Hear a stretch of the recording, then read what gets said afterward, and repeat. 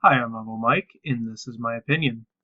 So, first day of E3 is done. Technically, it's the day before the press conferences normally start, and man, what a day! The highlight for sure was Nintendo's big Nintendo World Championships competition, and then of course Bethesda's press conference. But before we even got to even think about any of that, Nintendo dropped a new Smash Brothers Direct, and although all the stuff really leaked out ahead of time, specifically that Roy and Ryu from Street Fighter are going to be characters, Roy's returning, of course, from Melee. Uh, the fact that they just not only had it all just ready to go with other costumes and stuff like that was an awesome thing to have set up, but it released literally right after the show ended and it made the eShop crash. That was awesome. Props to you, Nintendo, for having all that ready just for launch. And they just kept it coming. Right before the Nintendo World Championships premiered, they announced an NES Virtual Console game called Earthbound Beginnings, which essentially is the what Earthbound would have originally been called. It's the first Mother game.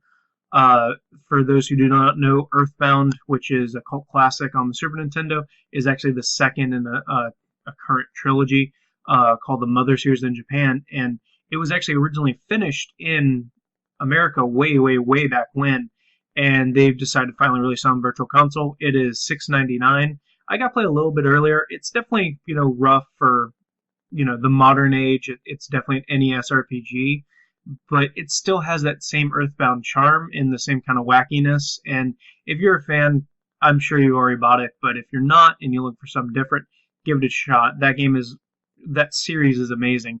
And honestly, if they're willing to do that, even though it was already translated, that still gives me some kind of hope for Mother 3.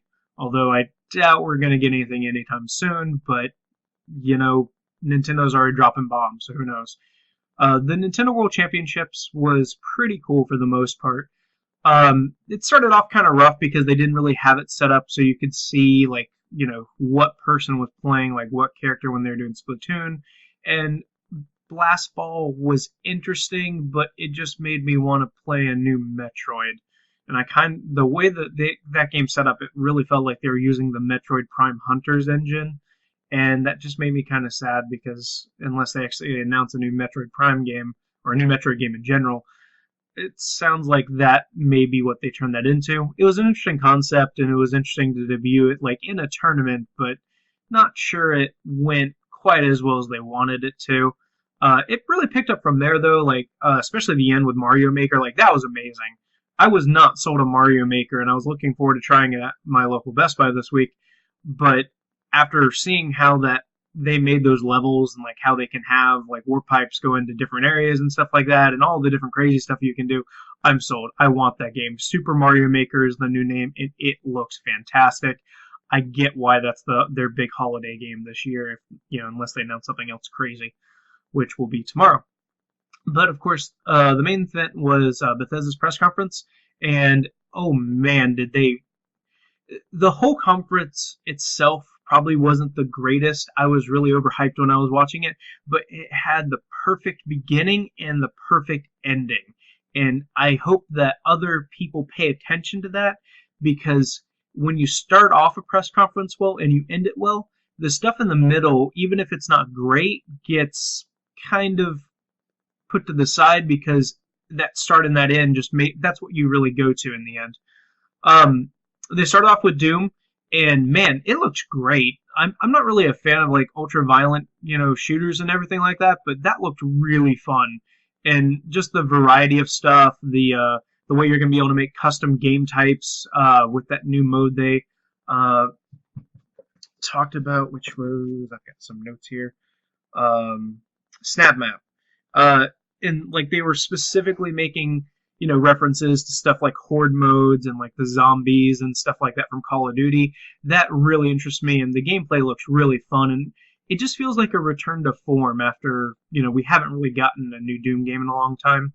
The other stuff that they had, they talked a little bit about what was it, Battle Cry, which yeah. I mean, they didn't really show anything too much about it. I think they unveiled some new classes, and they talked about they're going to do a beta for it, but they didn't really have a presence for it, which I thought was kind of strange, considering they've been hyping it up in other videos a lot more. They talked a little bit about Elder Scrolls Online, of course, that just launched on consoles. I thought they might actually go ahead and announce like an expansion, but they did talk about some new areas coming to it, although not much to really show off, like, the game in general. It is a much better looking game than I originally remember playing it on PC. Maybe that's just something they've done over the last year, but definitely looks pretty cool. And the animations on some of the mounts were pretty interesting. They talked about their new Bethesda Net service, where essentially it's going to be like a community site forum thing, is what it sounds like. That should be interesting. I hope that does not mean they're doing DRM for PC games, but we'll see. I'll be curious to see what exactly the purpose of that is. But after that, really the two biggest things after that was Dishonored 2, which that's been like leaked from like years ago. Like they were working on a sequel to that. I have not played the first Dishonored. I really need to now because that trailer looked great. Has two main characters. I think one of them is actually returning from the first game, but again, I haven't played it, which, yes, I know that's terrible. So, yeah, that will be something I do in the near future, I believe. And, of course, it ended with Fallout after teasing people for a very long time during that press conference about Fallout, including right when they said that they were leaving. And then, of course, they weren't, and then Fallout appeared. That was a really great demonstration. They showed gameplay. They showed what's different about it. The idea that every little part in the game, like all the little toys you find and like, the random materials and stuff like that, how you're going to be able to use all that now to like craft things is super interesting. And that gives more life to the rest of the game, because those games are always littered with all these, all these just random collectibles you can find, and to actually have a purpose for them now and be able to use them constantly means that I'm going to be picking up everything in that game. It's going to be super cool. They announced the collector edition, Pip-Boy edition. It's going to be $120 according to Amazon, which is really interesting because I was actually thinking it was going to be more expensive than that. And you'll actually be able to, they'll have an app for your phone, and you can actually put your phone in the Pip-Boy and use it actually in the game and like change out your armor with it and stuff like that. It's, it's a gimmick, but I'm going to buy it. And they actually announced a mobile game, actually, that released last night that I played a little bit of. It is completely free to play. It has like a pay option, but it's not set up to be pay to win. I started playing it last night. It's really fun. You get to be the overseer of a vault, and you get to basically, it reminded me a lot of like XCOM without like the, alien must being attacked constantly kind of thing. And it was interesting to see that and how like ready they were to show it, and I love the fact that they released it right away. It's already out right now on iOS. Supposedly Android news is coming soon, so that'll be really cool. And the base building was probably the coolest thing that they showed for Fallout 4, and you're gonna have multiple areas in the game where you can like literally take materials in the world, like rubble and stuff like that, and actually make it into like first like a house, and then like eventually a town and a settlement, and you'll be able to like run caravans between them. You have to set up defenses because they'll get attacked by raiders. And the key point was that I really liked about it is they said it's completely optional. So if you don't want to do it, you don't have to. But if you want to, it's there, and that's part of the freedom that those games give you that I love so much.